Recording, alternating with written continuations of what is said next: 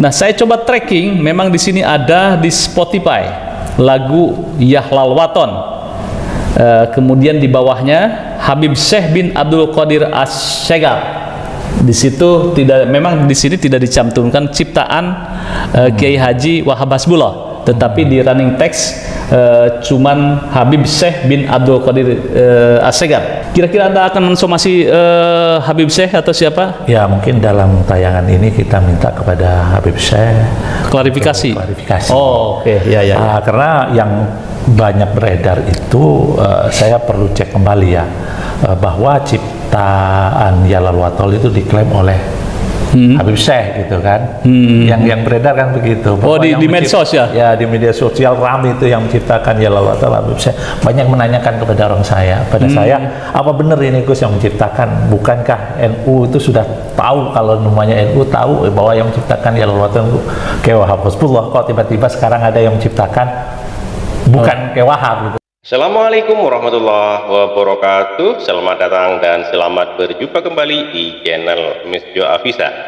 Pada kesempatan kali ini saya mau berbagi cerita dari keluarga Gus Wahab, Kiai Haji Wahab Hasbullah, yang mana Kiai Haji Wahab Hasbullah ini menciptakan sebuah lagu yang berjudul Yahlal Waton, yang mana lagu ini banyak yang mengklaim, termasuk ada dugaan ya yang sering menyanyikan lagu ini adalah Habib Syekh. Yuk, seperti apa alur ceritanya?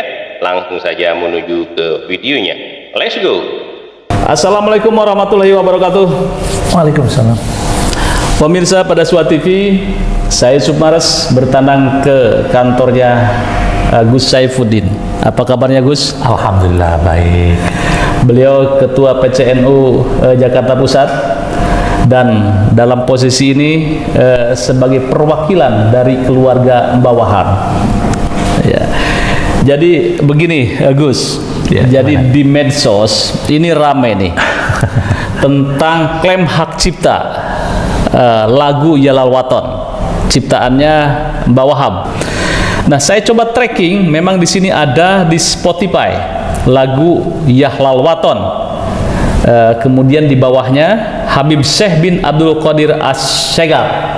Di situ tidak, memang di sini tidak dicantumkan ciptaan Kiai Haji Wahab Hasbullah, tetapi di running text cuman Habib Syekh bin Abdul Qadir As-Syegar. Saya tidak tahu ini masalah polemik ini gitu kan ya.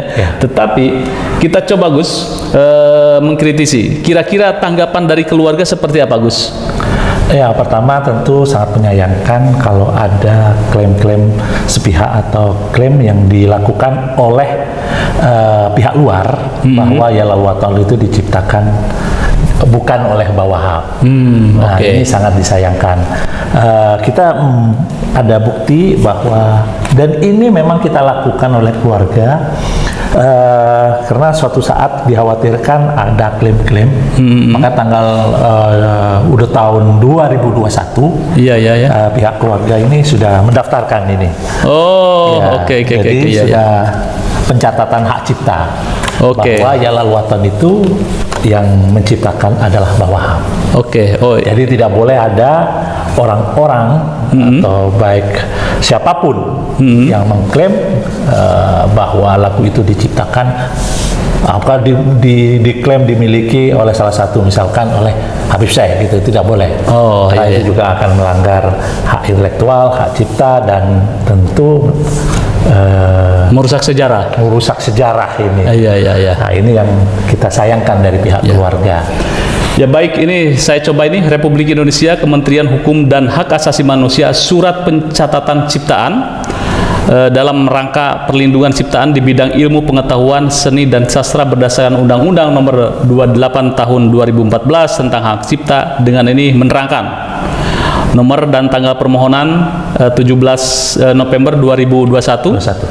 Nama Kiai Haji Abdul Wahab Hasbullah, alamatnya Tambak Beras. Pemegang hak cipta nama ini ke Hajah Mahfudoh Ali Ubaid Hajah Hizbiyah Rohim dan kawan-kawan, kewarganegaraan Indonesia. Jenis ciptaan lagu lagu dalam kurung musik dengan teks. Judul ciptaan Subhanul Waton. Nah, ya.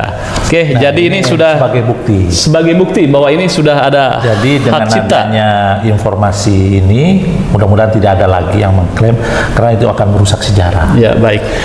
Kalaupun katakan tidak mengklaim bahwa ciptaannya di situ, tapi melihat bahwa apakah Anda tidak merasa tersinggung ketika orang mengaransemen? Ini kan kalau dari sini dari Spotify ini kan Habib Syekh mengaransemen lagu tersebut kemudian menyanyikan. Apakah ada koordinasi dengan pihak keluarga? Ya, kalau menyanyikan itu boleh, menyanyikan siapa saja boleh. Iya. Itu memang sudah artinya kebanggaan bagi NU atau bangsa Indonesia untuk menyanyikan itu. Ya. Tapi kalau ada motif ekonomi atau motif komersial, tentu etikanya harusnya minta izin kepada keluarga. Jadi kalau ini ada motif ekonomi atau komersial, tidak koordinasi dengan keluarga, Anda sebagai perwakilan keluarga menyayangkan ini Gus ya, sikap ini. Ya, karena jangan jangan sampai mereka yang menikmati nilai-nilai ekonomi, ya kan, keluarga, ya tentu kita tidak nyaman lah kalau tidak kelonun lah. Etikanya mohon izin kan begitu. Mestinya kan seperti itu. Iya. Ya, mungkin ini kepada siapapun yang ketika menciptakan sebuah lagu atau karya seseorang, termasuk di sini Yahlal Waton itu, Subhanul Waton itu ya, yang dinyanyikan dengan kepentingan untuk komersial, mestinya harus ada kulonowun ke keluarga, kepada pemegang hak cipta gitu ya. Betul. Nah, kira-kira Anda akan mensomasi Habib Syekh atau siapa? Ya, mungkin dalam tayangan ini kita minta kepada Habib Syekh klarifikasi. Oke. Ya. Karena yang banyak beredar itu saya perlu cek kembali ya, bahwa ciptaan Yahlal Waton itu diklaim oleh Habib Syekh gitu kan. Yang beredar kan begitu. Di medsos ya? Ya, di media sosial ramai itu yang menciptakan Yahlal Waton Habib Syekh. Banyak menanyakan kepada saya, apa benar ini Gus yang menciptakan? Bukankah NU itu sudah tahu, kalau namanya NU tahu bahwa yang menciptakan Yahlal Waton kayak Wahab Husbullah, kok tiba-tiba sekarang ada yang menciptakan bukan kayak Wahab gitu loh. Nah, ini yang dalam kesempatan ini saya ingin menegaskan dan mengklarifikasi kembali bahwa ada hal yang sangat penting. Lahirnya lagu Yahlal Waton itu yang perlu kita tahu adalah sebuah kegelisahan bahwa Wahab Husbullah setelah menyelesaikan pendidikannya dari Mekah tahun 1914, itu beliau mendirikan namanya pendidikan Nahdlatul Waton, kebangkitan kebangsaan. Oke. Kebangkitan tanah air. Karena Mbah Wahab merasa kalau kita bangsa Indonesia ini tidak ditanamkan rasa cinta dan rasa nasionalismenya dibangkitkan, Mbah Wahab pesimis bahwa Indonesia ini akan sulit untuk bisa merdeka dan melawan pada penjajah. Makanya setiap santri-santri itu sebelum mulai ngaji atau pendidikan, mereka itu nyanyikan dulu Yahlal Waton, berdiri. Jadi berdiri dengan ini ya, Yahlal Waton. Wah, dahsyat. Ini ada suatu cerita bahwa Belanda waktu itu kan memang melarang. Iya, betul. Menyanyikan lagu kebangsaan atau lagu patriotisme yang membangkitkan semangat untuk melawan penjajah itu kan nggak boleh. Iya. Sehingga Mbah Wahab mensiasatinya dengan bahasa Arab. Sehingga orang Belanda mendatangi pesantren-pesantren. Wah, lagi ngaji ya. Lagi ngaji. Padahal di balik makna dari lagu itu sebenarnya sangat luar biasa. Perjuangan untuk memerdekakan itu. Intelnya menyampaikan kepada komandannya aman. Sedang berdoa, sedang baca selawat begitu. Tapi mereka sedang menanamkan jiwa semangat. Iya. Baik, coba kita ini Said ya, Yahlal Waton. Kemudian Hubul Waton minal iman. Walatakum minal hirman in hadu alal waton. Nah, kita coba terjemahnya. Perjemahkan, pusaka hati wahai tanah airku, cintamu dalam imanku, jangan halangkan nasibmu, bangkitlah hei bangsaku. Luar biasa itu. Nah, ini kan bangkitlah hei bangsaku, dan memanggil itu dengan wahai pusaka hatiku. Artinya Mbak Wahab menilai bahwa kita ini lahir dari bumi Indonesia ini. Kita minum, makan dari bumi Indonesia dan sujud di bumi Indonesia, bahkan mati juga akan mati di makam di tanah air. Jadi kita ini tidak bisa dipisahkan dari tanah air gitu. Bahkan kita bisa mengaji, bisa sholat dan ini karena ada tanah air. Maka jangan sampai ada siapapun yang akan menghalangi untuk bisa bangkitnya tanah air ini. Maka kata bahwa harus lawan. Betul ya. Ini di bait terakhirnya kan luar biasa ini kan ya. Siapa datang mengancammu kan binasa di bawah dirimu. Wah, ini kan ada juga nih. Indonesia negeriku, engkau panji martabatku. Siapa datang mengancammu kan binasa di bawah durimu. Ini dahsyat sebetulnya ya, untuk perjuangan heroik ini ya. Heroik itu. Dan ada yang menarik juga dari syair itu, ada penyebutan Indonesia. Jadi Mbak Wahab sudah menggunakan kata Indonesia itu tahun 1916 ya. Berarti memang udah berdekatan dengan Sumpah Pemuda. Oh, itu udah berdekatan dengan Sumpah Pemuda. Ya, ada sudah. Jadi Mbak Wahab itu sudah mengungkapkan suatu cita-cita. Jangan takut, kita sebagai bangsa ini untuk punya cita-cita untuk merdeka. Betul. Dan kemerdekaan itu tidak bisa hanya lahir dan akan turun dengan sendirinya tanpa adanya perjuangan. Ya. Baik. Ini yang maksudnya kenapa saya harus menyampaikan ini, cita-cita yang murni ini jangan sampai laku ini diklaim oleh orang-orang tertentu hanya untuk kepentingan komersial. Gitu. Padahal di situ ada nilai-nilai perjuangan, darah dan air mata yang harus ditumpahkan oleh bangsa Indonesia, ulama. Ya baik, ini Gus ada penelitian menarik ini, yang dilansir dari Jurnal Universitas Islam Negeri UIN, Kiai Haji Ahmad Siddiq Jember. Yang berjudul Makna Lagu Yalawaton. Jadi makna lagu Yalawaton itu terbagi menjadi tiga. Ini hasil risetnya. Dari syair itu dibagi tiga. Betul. Yang pertama memiliki makna detonasi. Jadi penyair ingin menyampaikan kecintaannya terhadap tanah air harus dibuktikan dengan kematian musuh. Ini kan dahsyat. Artinya perlawanan ya. Perlawanan ini dahsyat, ini makna detonasinya. Berarti jangan takut mati gitu kan. Iya betul. Membangkitkan semangat kan di sini kelihatannya. Mbak Wahab di sini makna dari detonasi lagu ini. Nilai sebuah jihad itu harus ada pengorbanan jiwa dan raga. Iya, betul. Dahsyat ini dengan kematian musuh. Artinya musuh itu harus kalah kalau kita mau menang. Nah, harus mati di sini. Yang kedua, makna konotasi. Penyair ingin mengajak kepada seluruh masyarakat Indonesia untuk selalu menjaga semangat cinta tanah air dengan menjaga dan mempertahankan persatuan dan kesatuan Indonesia. Ini sudah sangat luar biasa Mbak Wahab, bagaimana ini kesatuan masyarakat Indonesia ini untuk memperjuangkan keperdekaannya. Jadi memang lahirnya sebuah lagu itu adalah kegelisahan Mbak Wahab melihat bangsa Indonesia itu mementingkan hanya dirinya dan kelompoknya. Bahkan kiai-kiai waktu itu, ulama-ulama hanya ngaji, setelah ngaji dari suraunya dia balik ke rumahnya. Habis ngimamin masjid dia balik ke rumahnya. Tidak memikirkan nasib bangsa dan umat itu. Nah, itulah digerakkan oleh Mbak Wahab. Nggak bisa gitu. Kita harus ada persatuan dan kesatuan.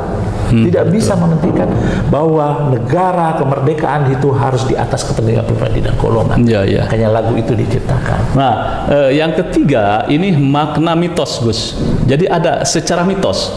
Jadi penyair ingin menyampaikan bahwa rasa cinta kepada tanah air tidak hanya sekedar perkataan, akan tetapi haruslah dibuktikan dengan perbuatan. Jadi actionnya ada. Cinta tanah air itu tidak hanya sekedar cinta tanah air atau ucapan, tetapi memang berperang, berjihad. Kira-kira seperti itu makna mitosnya dari lagu ini. Ya akhirnya mungkin dengan lagu ini bergeraklah seluruh komponen masyarakat, terutama para ulama dan para kiai untuk mengeluarkan nasionalismenya. Di ujung dari perjuangan itulah makanya keluar resolusi jihad sebagai bukti untuk berjihad. Iya, santri gitu ya. Bahasa menyampaikan siap bahwa melawan penjajah itu fardu ain. Betul, betul ya. Dan yang meninggal maka mati syahid. Ya.